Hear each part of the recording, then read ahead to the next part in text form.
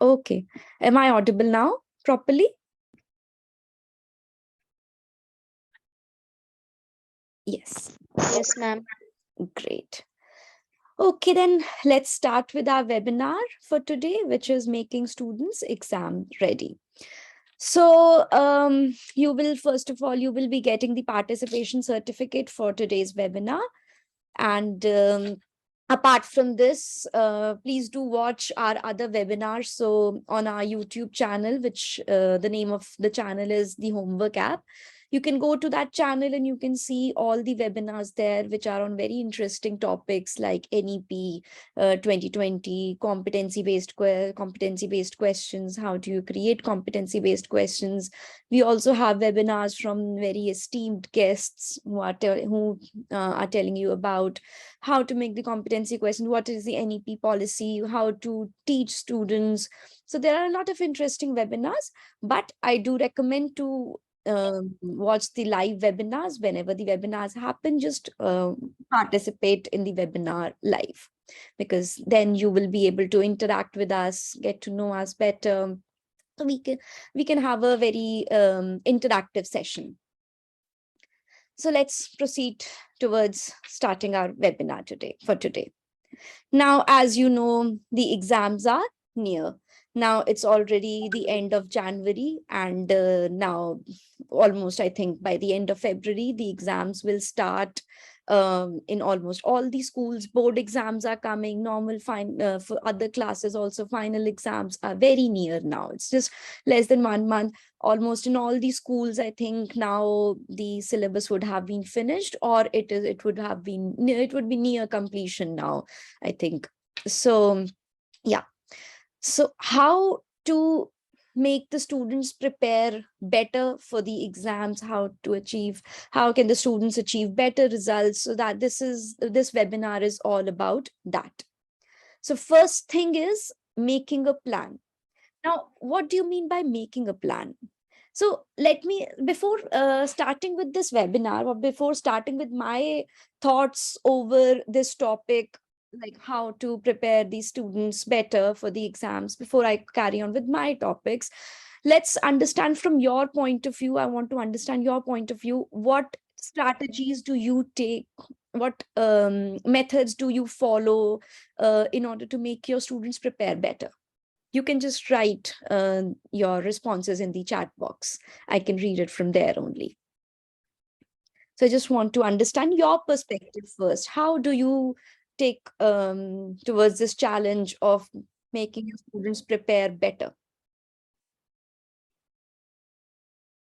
Group discussion. That's a great thing. It motivates your students. It boosts confidence of your students. Group discussion is a great thing.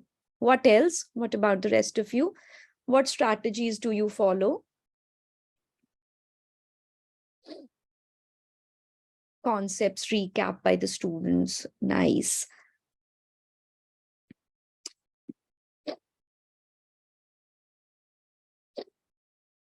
What about the rest? More and more practice. Practice makes the man perfect. That is universal statement. Practice makes the man perfect. So however many practice sessions you take, it's always less.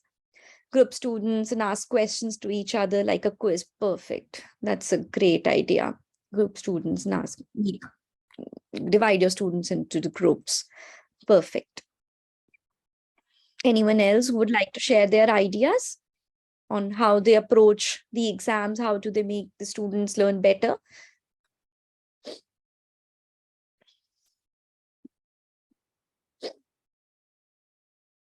Map pointing by using cardinal directions in intermediate direction. Follow chapter wise recap. Nice. Great. So all of us are are following one method or the other because we want our students to succeed. We put in so much effort in teaching. Why? Because we want our students to succeed in their exams or in life in general. So we push ourselves. make them learn concepts, we make them revise, we make them practice, we make them do so many things, because end result for everything is so that they score well. So they learn, actually, not score well, that they learn and eventually they score well.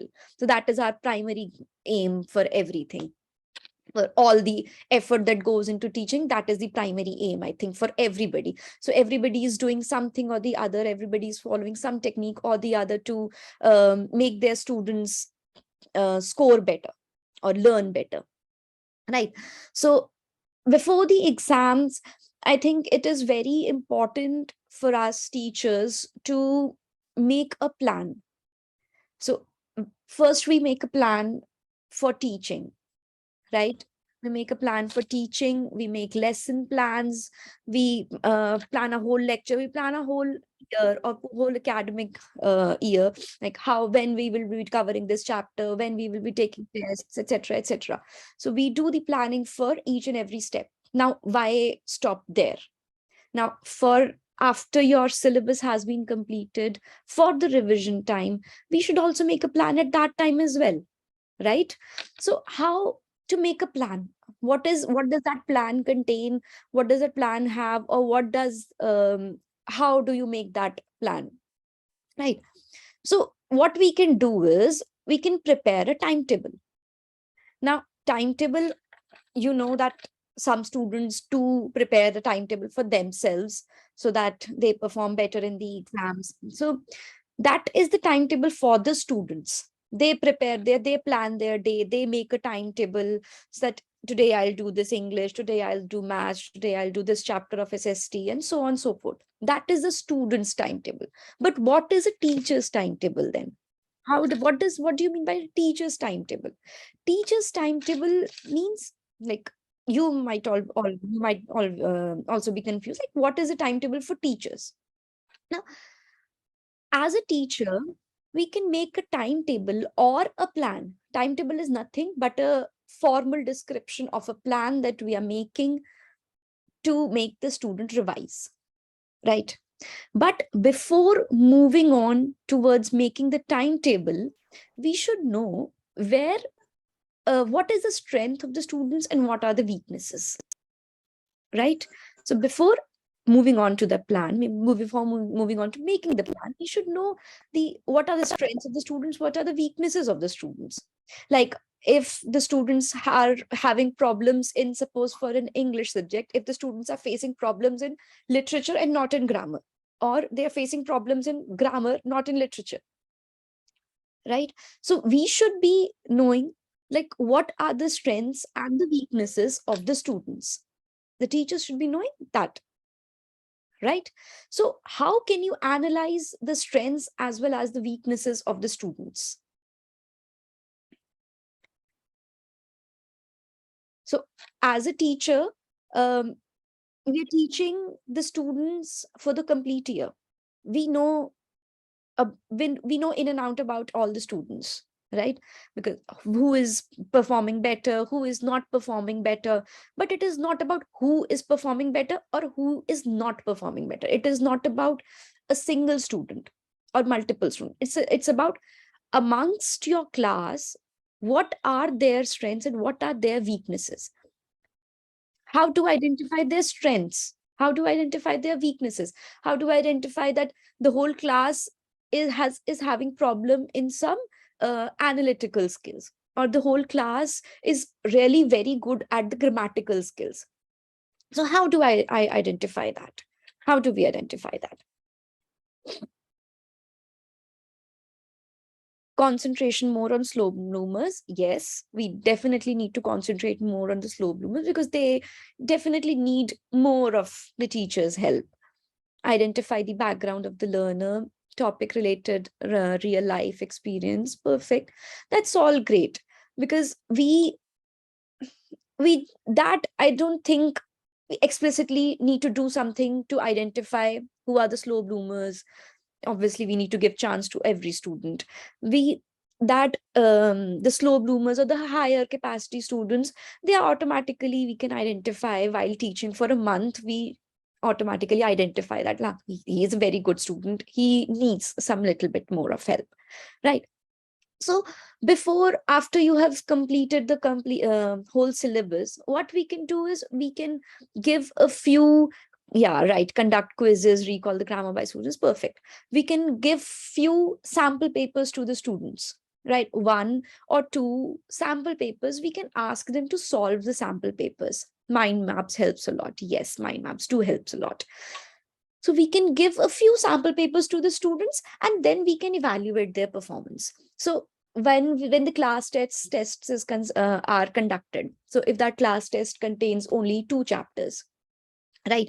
So 2 chapters may, we get to know after evaluating that class test, after checking of that class test, we get to know that yes, this topic, on this topic, the questions are done correctly by almost all of the students, right? But this topic or this question, almost everybody is getting wrong, right? So somebody is, please mute yourself, whoever is there. Yeah. Yes. So we get to know while evaluating the answer sheets that yes, on this question is done correctly by almost all the students, and this question is somewhere where all the students are lacking. So we can judge that um, this topic is not very clear with the student, right? But this happens on class tests or in half yearly. So not the complete syllabus is not covered till that time, right? Before before this point of time where you have covered all the syllabus, before this, you cannot judge for the complete syllabus where the students are failing or where the students are succeeding, right? Which topic is completely clear with the students and which topic is not completely clear with the students. So we can give them 1 or 2 sample papers. I think 1 or 2 sample papers would be more than enough to judge their capability or judge the class's performance where they are behind, lagging behind, right? So we need to evaluate their performance first. So after evaluation of their performance, then we can move on creating a plan. Now, for example, today is 26th. Now, tomorrow is 27th, and I gave my class 1 sample paper. And if so, suppose 28th is also working in your school, Saturday is also working. So I give 1 sample paper on Friday and 1 sample paper on Sunday, right?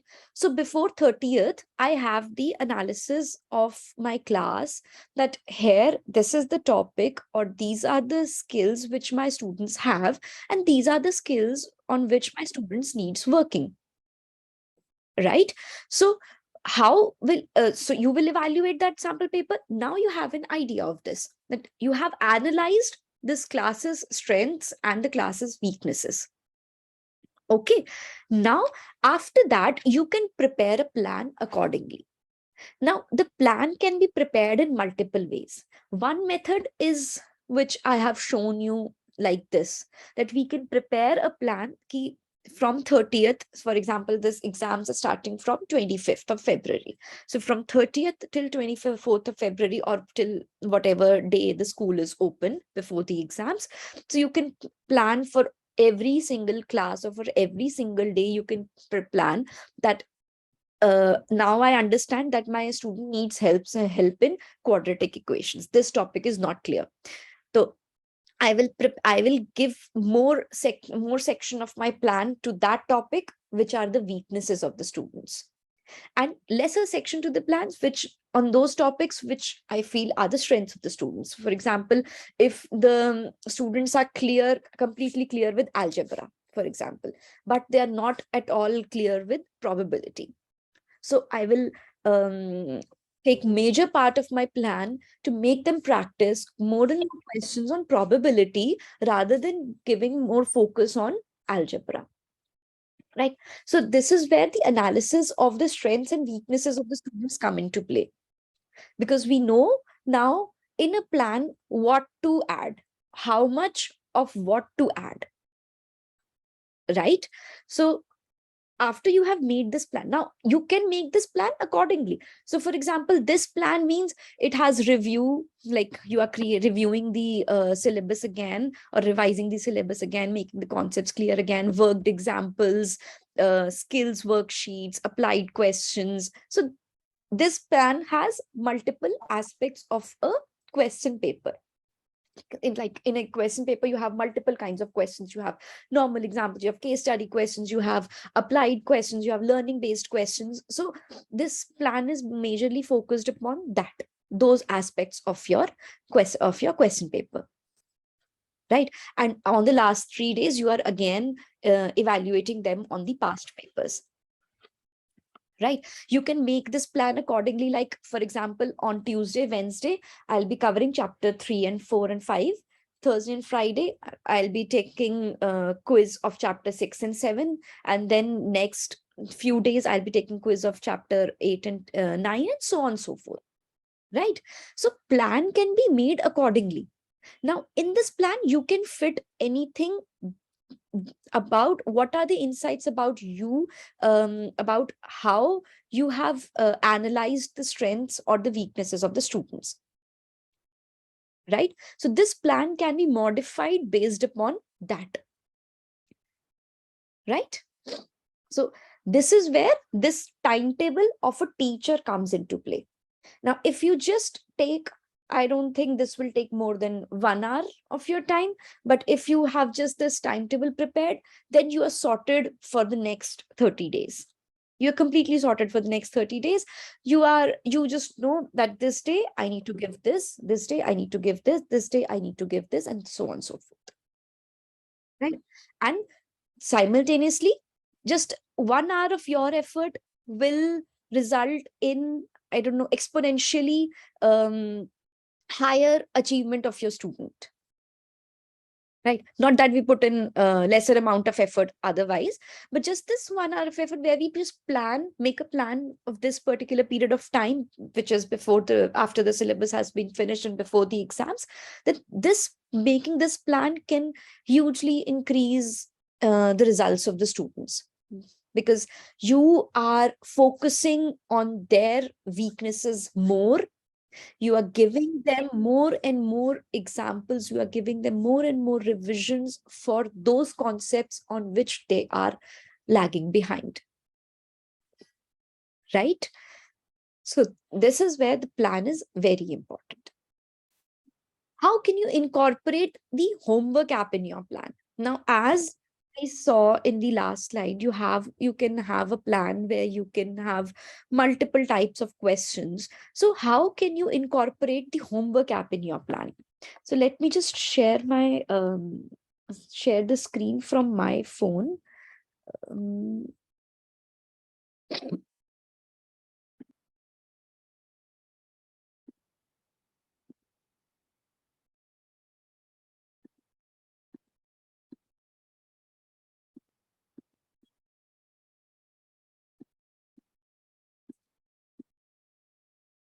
yeah.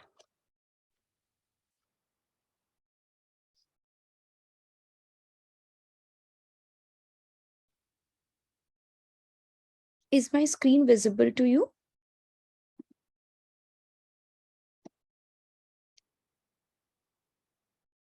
Is my screen visible? Yes, ma'am. Okay. Yes, Perfect. ma'am. Perfect.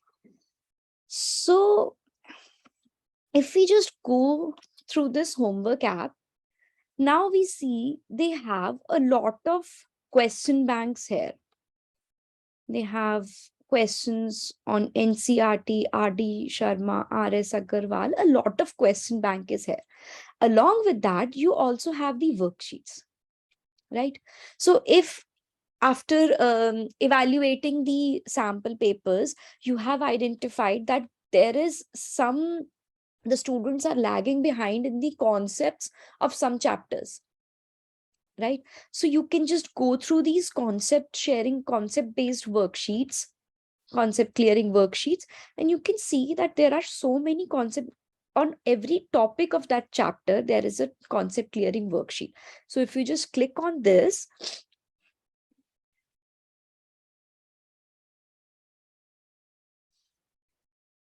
just see how in a very simplified manner the topic is explained. Along with that, they also have the questions. So the topic is explained in a very, very simplified manner. And then you have some questions just to reinforce the understanding of that concept.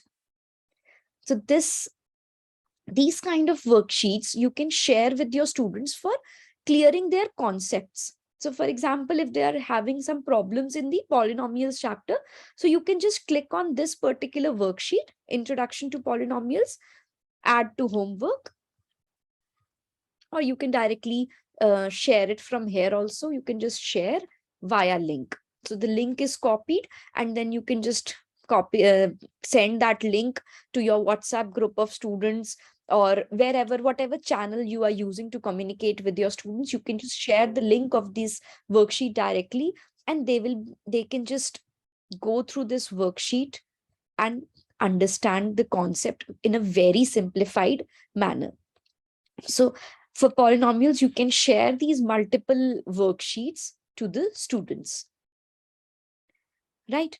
So this is how you can use the homework app to clear the concepts of the students as well, once you identify where they are lagging behind, right? Right now, it is during the normal session, when your session starts, you can use these worksheets for your help as well. If you want some ideas how to explain things to students, you want some interesting ideas, interesting angle to some particular topic, so you can also refer to these concept clearing worksheets for that, right? Now you also have previous year questions worksheets if you want your students to practice the previous year questions. So you also have those previous year worksheets. You have the competency based worksheets, because now, since the CBSE has also said that 40% of the questions in your exams will be competency based, so you can go through these competency based worksheets. You can just open one case study based or source based, or whatever kind of worksheet that you want your student to practice. You can just give this worksheet as your homework to your student, right? So along with that, you also have the revision worksheets. So you can just, in your plan, you can add that I will give this revision worksheet on this day, these 2 revision worksheets on this day, these 3 revision worksheets on this day. Then I will be taking a quiz, competency based quiz on this day for this chapter, or for these 2 chapters, or higher order thinking based quiz on this chapter on this day. So in your plan, so for example, in your plan, on the 5th day, you want to now you want to evaluate whether the analytical skills of your student has improved or not, right? So you can just go to this higher order thinking skills worksheets, and you can just open this worksheet, and you can give it to your student for practice. Now you can, with the results of this worksheet, you can analyze whether there is some improvement or not in your students, whether there is improvement or not, so that you can also figure out whether they need more help in that particular topic or not, or you can proceed further, right? So this is how you can incorporate the homework app in your plan. So according to your plan, you can just you can take the help of the homework app, and you can use all these worksheets, or if you want to use the question bank as well, you can use that to help your students to learn better, right? Or you also have the mind maps. If you want to share the mind maps to the students, you can also go through the mind maps, and you can share the mind maps to the students.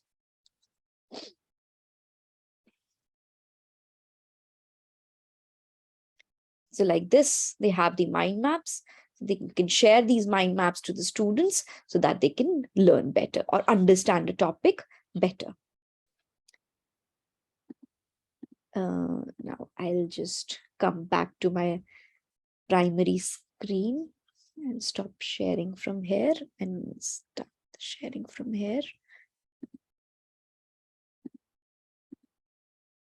Yeah. So that is how you can incorporate the homework app in your plan. Okay. Ma'am is asking social science also.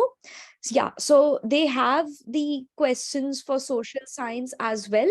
So next time when I'll be sharing my screen again from the phone, I will again show you specifically for 6th class social science. Okay, ma'am. Now, another technique after creating the plan. Now, every day you have planned that this day I will be taking the quiz on this topic, right? But apart from that, what else can you do? Now, that cannot be the only thing which can help the student in succeeding better, right? So you can have multiple things which you can do. One thing is make study groups. One of the teachers said also earlier when I was asking that they make the student do group discussions. So that's a very good strategy to make the student understand better any topic, make them understand better by using group discussions. So the benefit of using these study groups is that your when the student is learning amongst his peers, they also understand better, and they make the peer understand also better. So yeah, they use their own language, they make each other make each other understand very well in these study groups. So that is where study groups come into play. Now, what activities can you do in your study groups um, to make them understand better? Like, what, apart from group discussion, one is the group discussion which we do in the study groups. Apart from the study groups, what else, what kind of activities can we do in by when we divide the students into groups? Can anyone of you suggest some kinds of activities that they do in their classes?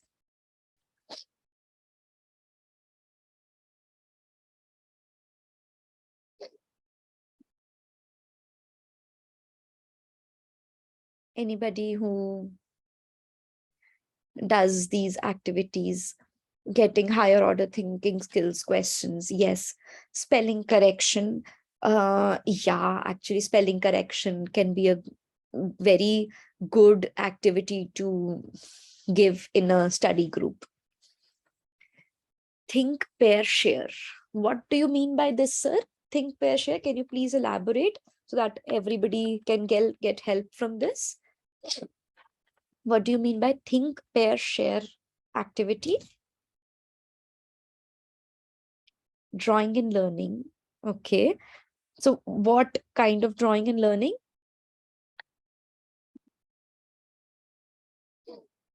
Art and craft. So how do you apply this art and craft to social science?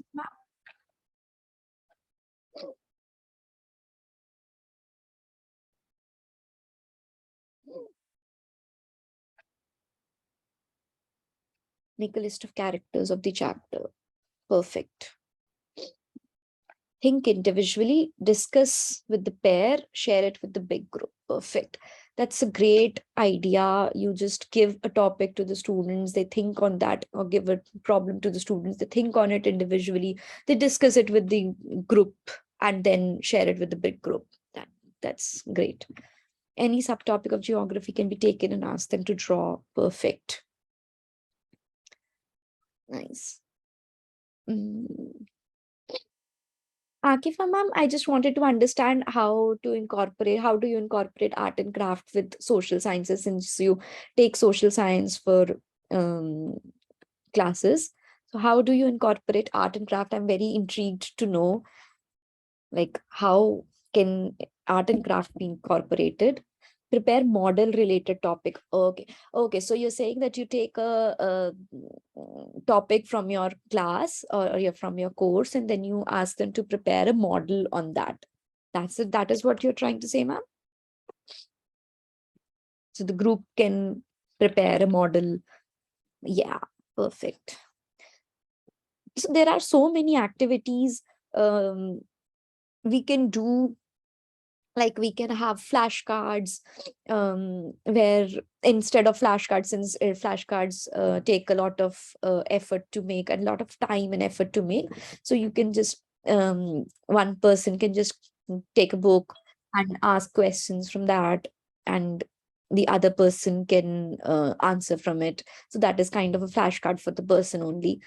So flashcards is one thing. You can have mock tests. So you can give five questions to all of the peers in the group and then ask them to solve those questions. And then they can evaluate those questions amongst themselves. And you can give them debates like the group discussions or debates, pros and cons and things like in science, we can have any topic, climate change, for example. We can give to climate change, like they can debate on that, whether it is good or whether it is bad, or genetic modifications, whatever. We can take any topic and they can discuss amongst themselves and have a good healthy discussion on that. One can be on the pro sides, one can be on the con sides, and they can have a very good healthy discussion on that. Then yeah, these are the kind of few of the many examples of the generic examples of how we can use activities in the study groups. So study groups cannot just be for you have divided the students into groups and they are just studying or make notes or solving questions. So you can have a lot of fun activities also in those study groups, right? Reflection carousel. Children will be sitting in two circles, inner and outer circle. Only outer circle will be their learning from the chapter and move on to the next person. It continues till they come back to the same person. Okay. Later, children exchange their roles from inner to outer and outer to inner circle.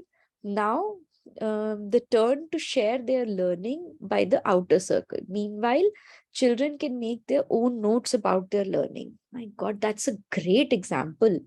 That's a very great example, sir. Naveen sir, it's an amazing thing.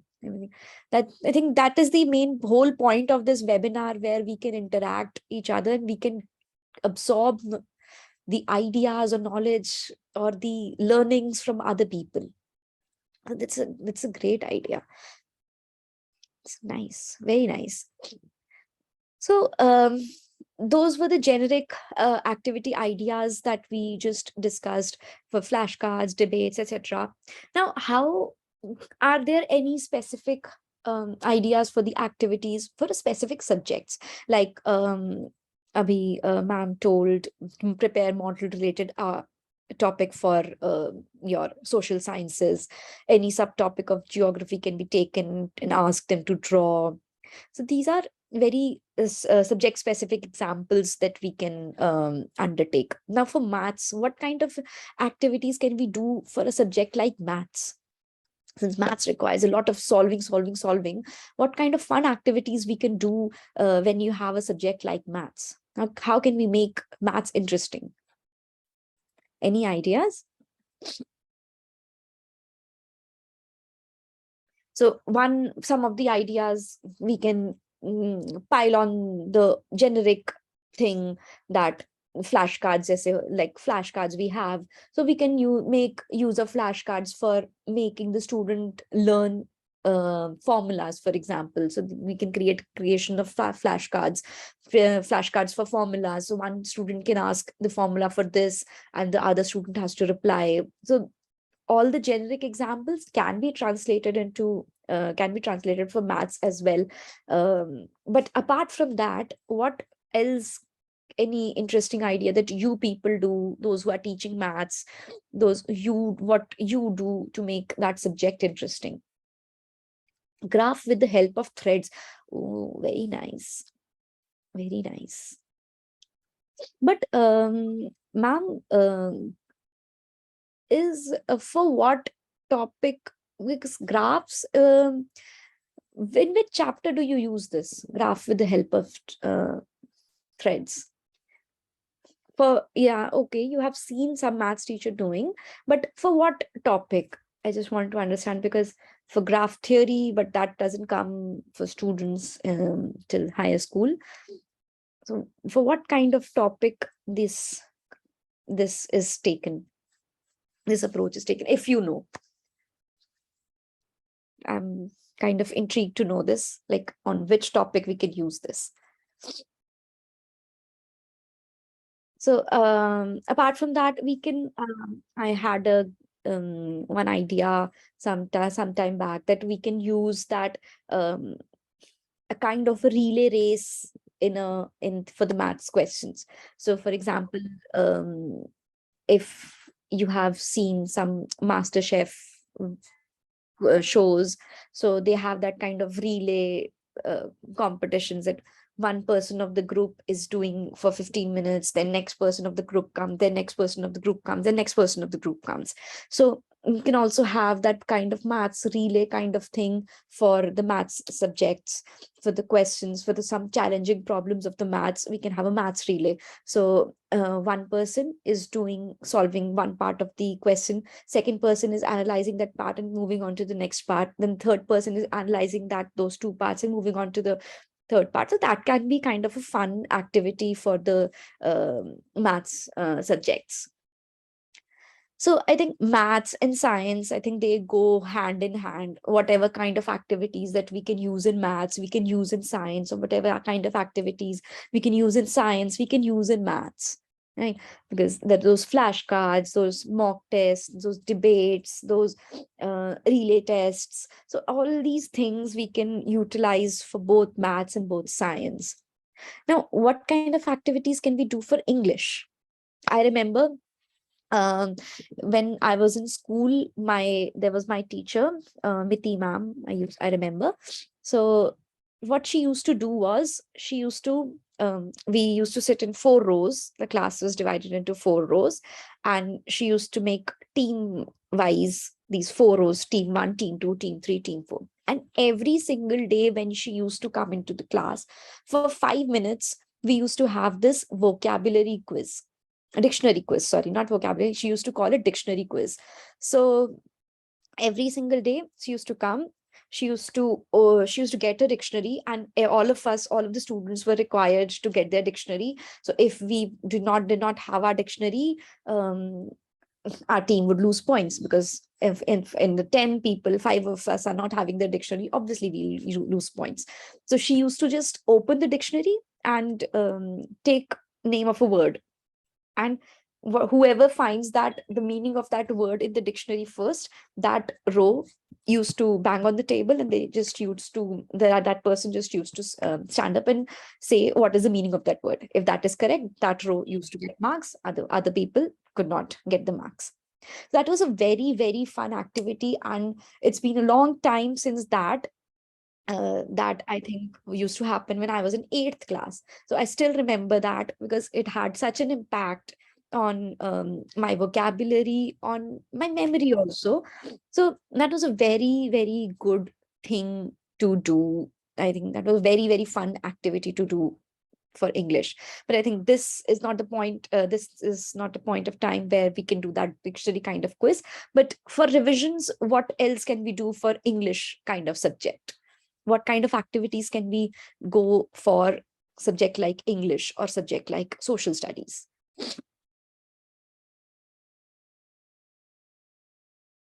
Any ideas from any of you? Oh, some more suggestions are coming in the chat box. Ram sir is saying, learn from the classroom, classroom matches, box combining, and many for lower classes, and by standing in a field in circular shape, square shape, etc. That's kind of an experiential learning. You're moving on to that aspect, making it fun, making the students understand better. Then there's N Cube mental math minutes. Initially, to settle down the children, we need some time. Quick questions can be asked based upon basic addition, subtraction, multiplication, and division. Don't wait for the right answer initially. Questions should be very fast. Automatically and gradually, children get the interest in math to solve a problem. So such good ideas pouring in the chat box. Recall the grammar through exercises. Social, based on my country, make a travel brochure or itinerary. Oh my God, that's great. This helps them to learn about the country, right? brainstorming questions, check grammar within the story. So many good ideas. We can all take help from these ideas. Amazing. Great.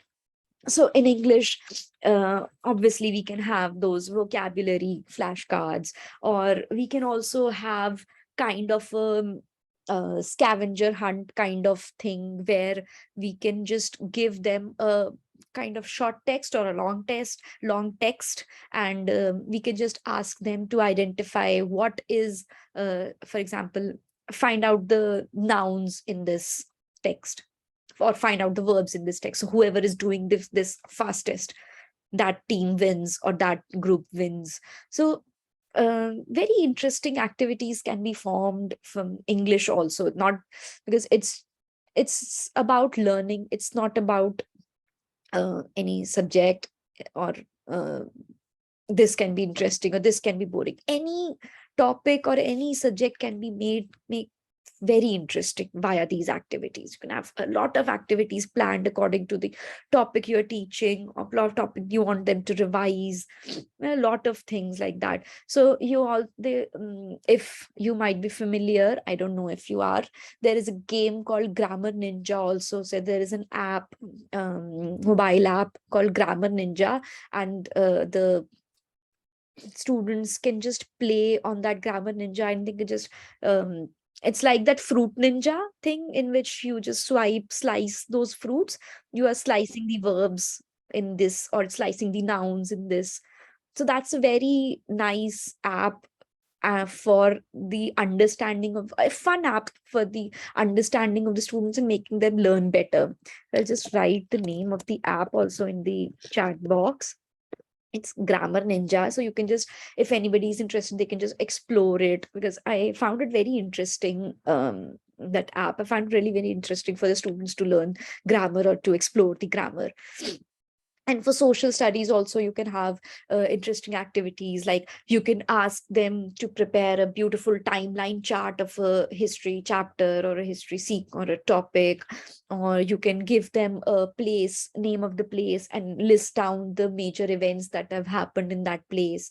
Or you can list that, obviously flashcards you can have, like what happened this year, who is this, when did this happen. So those are the flashcards, a very common thing.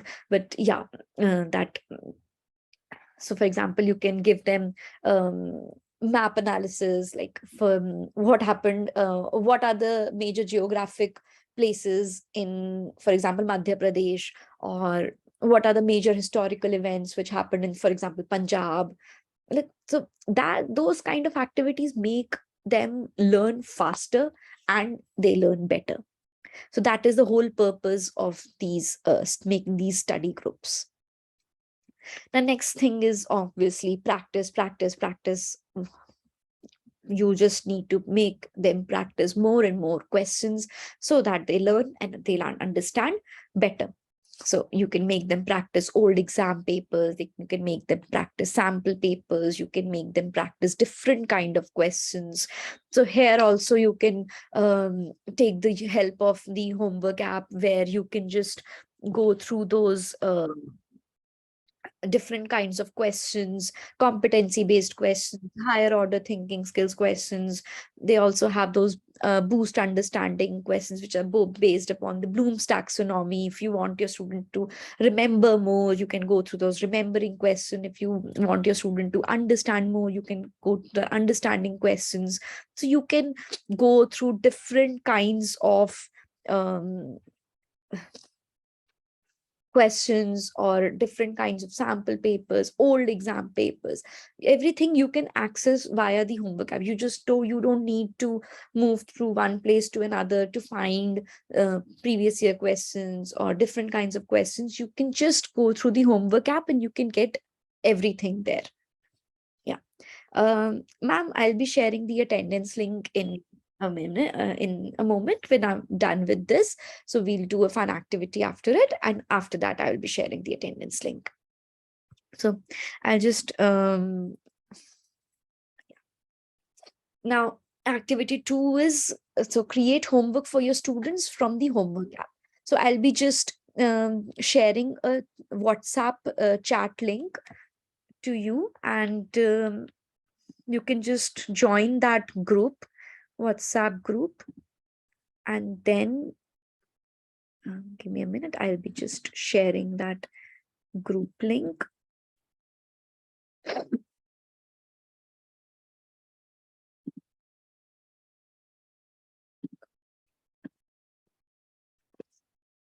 So I have just shared the link of the WhatsApp group on this chat. So you can just go through this link, and you can just click on this link and then join this WhatsApp group. Now I'll be sharing my screen, phone's screen again.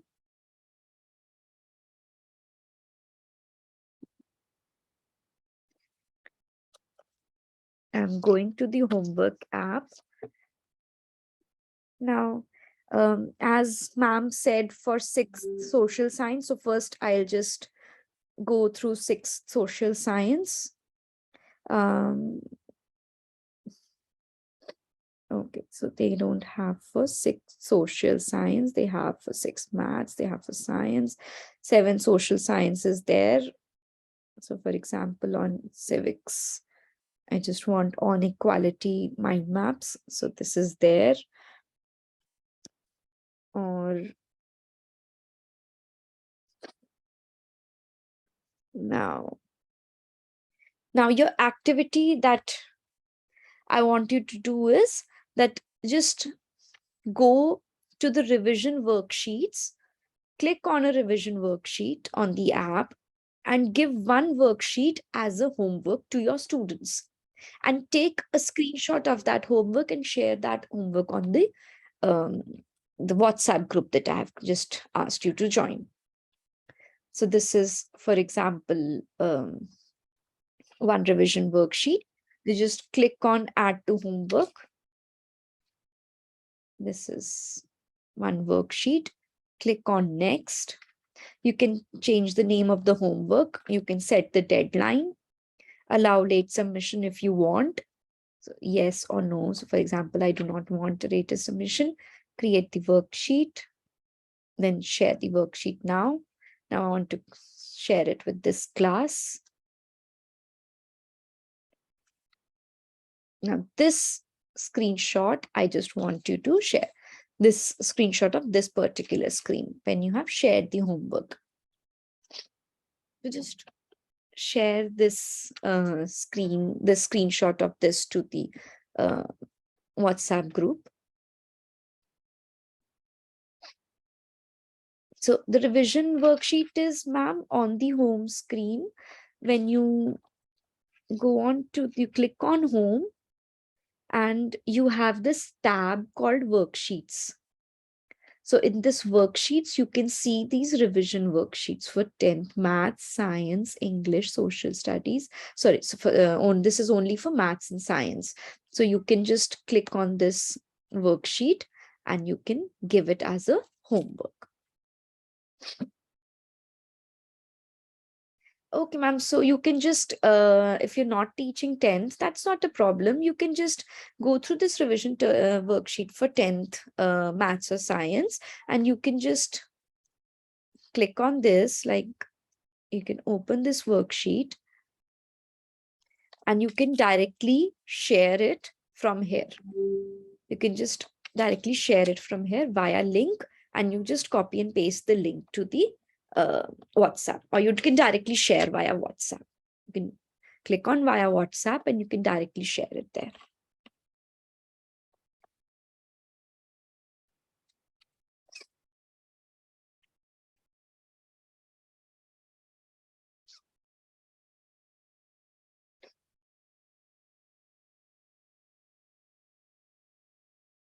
So if you want access to question banks of other classes, so you can just go through this question bank and see for every chapter, for every topic, there are multiple questions given. So you can just use those questions and give those questions as the homework.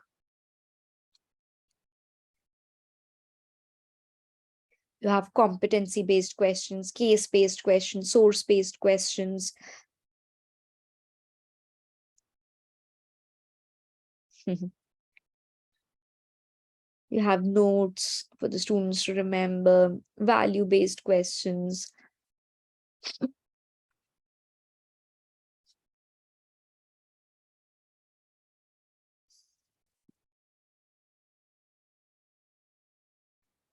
So are you sharing it on the WhatsApp now? Yeah, many people have shared. 1, 2, 3, 4. 3 people have already shared. I'm waiting for more submissions. Yeah, nice. I'm waiting for more submissions. You can, okay. Swapna ji has also shared the homework. It's great. So you can see how easy it is to just share the homework. You just need to create you just need to put in some effort into creating a plan, and then it is very easy to share the homework with the students. So it doesn't even take you more than 2 minutes to create any homework.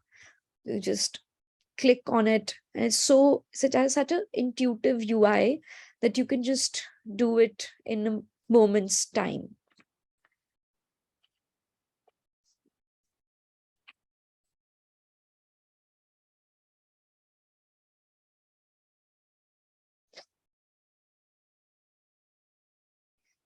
How to use, ma'am? There, Grammar Ninja is an app.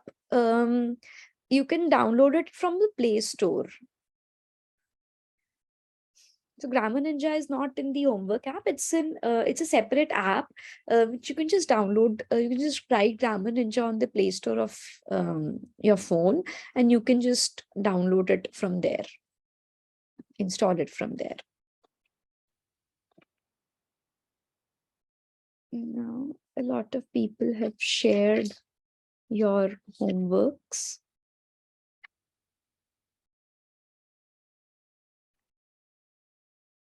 Let's then continue further. Now, apart from giving the homeworks, you can also suggest the students' time management techniques. So, as Mark Twain said, if it's your job to eat a frog, it's best to do it first thing in the morning. And if it's your job to eat 2 frogs, it's best to eat the biggest one first. So it's all about prioritization, which thing you want to do first, which thing you want to do later, and whatever you want to do first, you just do it. That is it. Do it first thing in the morning, right? Then so you can suggest the students some time management techniques, in that you can ask them to find their productivity zone, like when are they most active, whether they are most active in the morning or afternoon or evening or night. So you can ask them to find their productivity zone. You should definitely ask them to take regular breaks, because breaks are very important. The students cannot learn continuously for a longer period of time. You can ask them to focus and block the distractions. Right now, currently, the students are so much there on phones, so just keep the phones separate, music separate. Just block all the distractions and just focus. Whenever you are focusing, whenever you're studying, just focus on whatever you are doing. Then you can ask them to set the daily goals that they can also plan, like you are planning. They can also plan and plan their day or plan their week, that they want to finish this subject today or this chapter today, that chapter tomorrow, and so on and so forth. So you can suggest multiple time management techniques to the students as well. Now, apart from that, you should also ask them to you should also build their confidence, because building confidence is, I think, a very, very important thing to do. Because even if the student knows that, even if the student has revised a thing 100 times, but if he is underconfident, they will not be able to perform better in the exams. They need some confidence. They need to know that they can do it, right? So you need to build that confidence in them, that yes, they can do it. They have prepared sufficiently. They can perform well in the exams. So you as a teacher are the one to build that confidence, to instill that confidence in them. So that is one very, very important thing to do. And provide a stress-free, positive environment. They should always have a stress-free, positive environment, because a lot of stress is already on today's students. There is a lot of stress to perform better, to get 99% marks, 100% marks. Parents are not satisfied sometimes. They have their peer pressure also. So to provide a stress-free, positive environment is very, very important.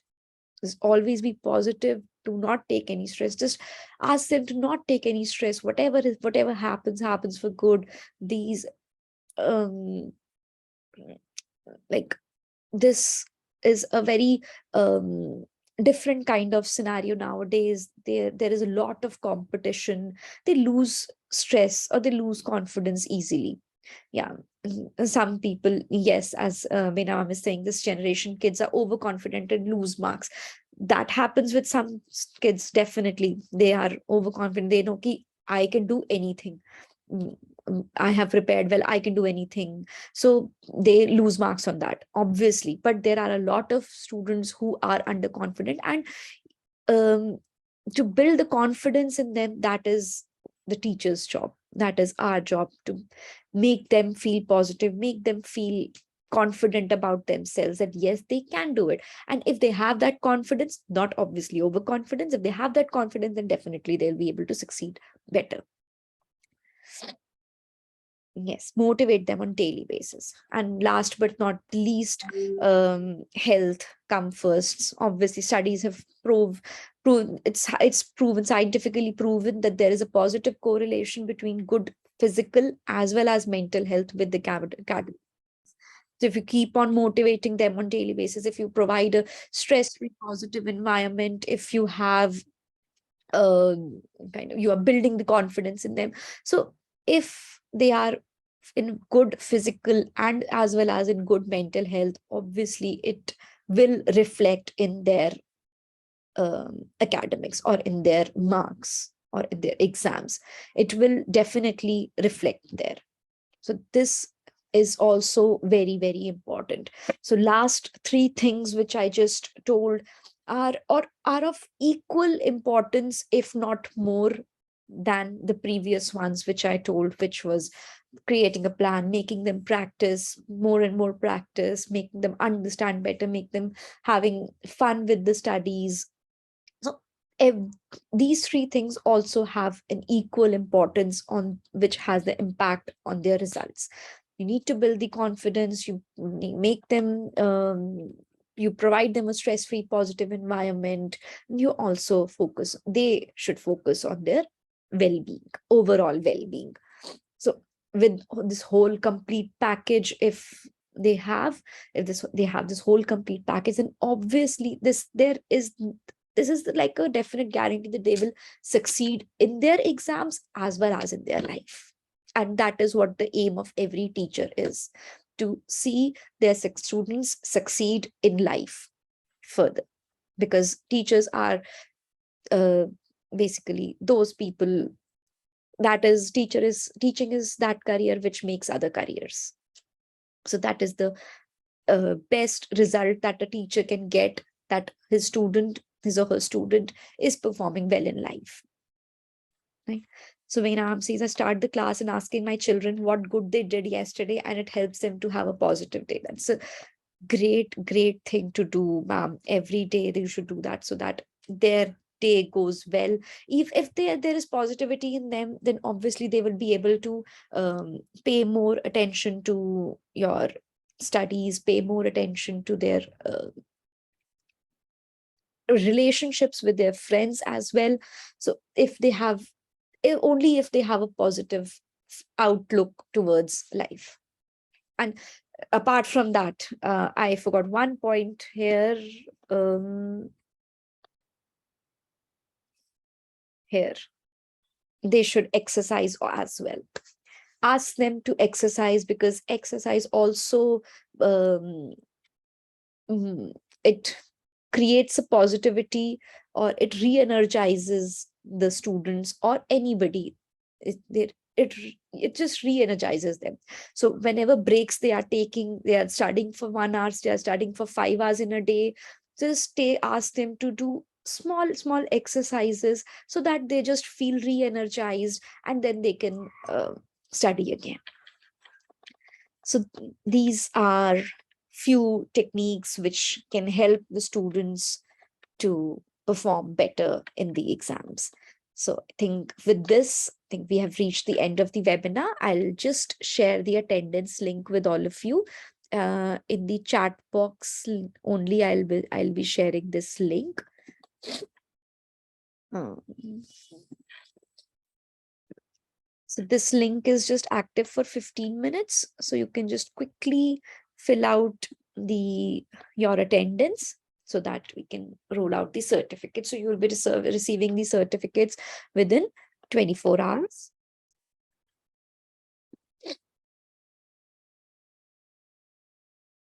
I hope this session was useful for you, or we got to know some new techniques, some new insights about the students, or some very, very beautiful and amazing techniques that some of the teachers are using to make their students learn better. Those beautiful, beautiful techniques. I will definitely make a point to note all of these techniques now.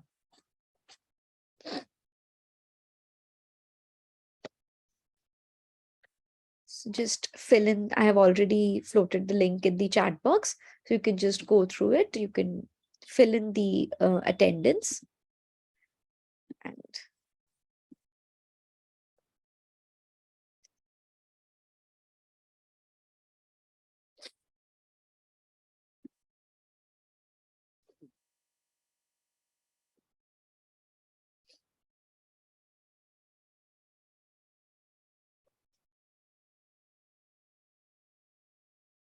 okay, ma'am, you have filled and submitted. Thank you so much for joining this webinar. Again, wishing all of you a very happy Republic Day.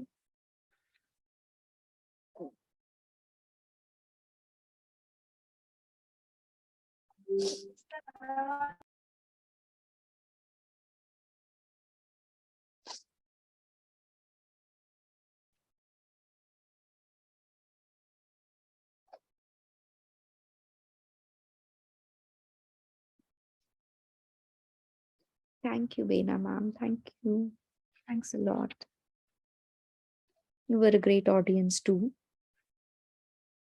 I hope we had a nice interactive session. You liked it.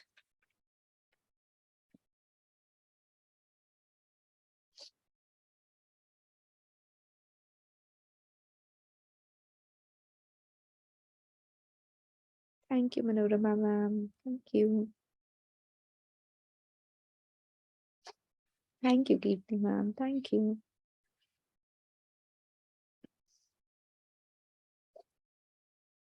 Thank you, everybody, for joining and taking out the time to attend this webinar.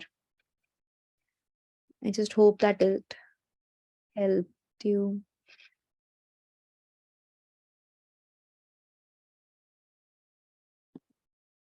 Thank you, ma'am. Thanks a lot.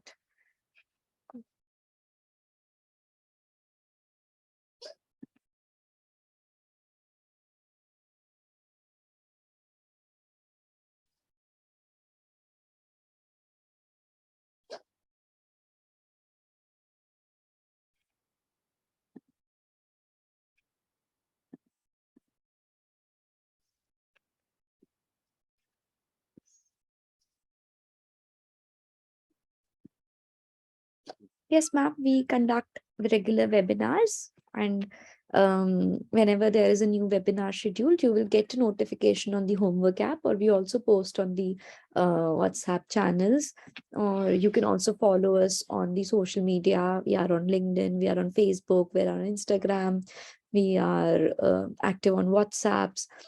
So all this information you can get on any of our social media channel.